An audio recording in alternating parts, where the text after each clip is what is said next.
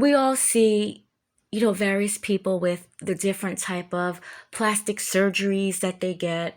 A lot of people say that it comes from the Kardashians with all their plastic surgery, and it seems like the people that are getting plastic surgery are younger and younger and younger. You have them in their late teens, early 20s getting surgeries that maybe a woman would have gotten in her 60s that they're getting when they're 19 and 20. Social media is very impressionable. It is. And people sometimes will do anything to get the money to afford some of these cosmetic procedures. After the pandemic, driving around in the city that I currently live in, there was a big bulletin board and it was saying, "Come and get your lips."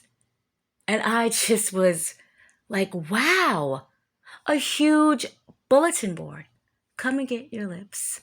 And then later I started seeing stuff where they're giving specials off BBLs and liposuction. So if you are unhappy and you think that a bigger behind is going to bring happiness to you, well, there's a doctor that will do it. So I'm wondering, on November 8th, 2023, emotionalist Tiffanie Lucas, she blames social media on her children's death. She tried to keep up with a lifestyle that she couldn't afford, leaving behind her two young sons, Maurice and Jaden, each shot in the head by their mother. She would later claim that it was an accident, with an eviction letter on the table. Family members wanted justice for these brothers. CPS has been called over the years, but I don't think that anyone believed that something like this would have happened to these two children. The family says that CPS failed them. They would have been more than happy to have taken Jaden and Maurice in. The family will show up to every single court date. They look at her, they watch her, they say she's stone-faced when she comes into the courtroom like she doesn't have a care in the world.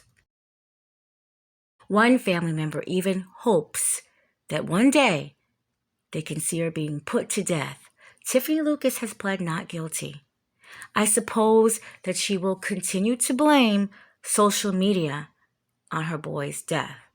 I did do a more in-depth video about Tiffanie Lucas on this channel. Now, Lucas remains behind bars on a $2 million bond. A pretrial is set for March 18th, and Lucas is eligible for the death penalty, so that family member may be getting their wish. But she has to be found guilty on both counts. And I will again be following this story to the end. Justice for Jaden and Maurice.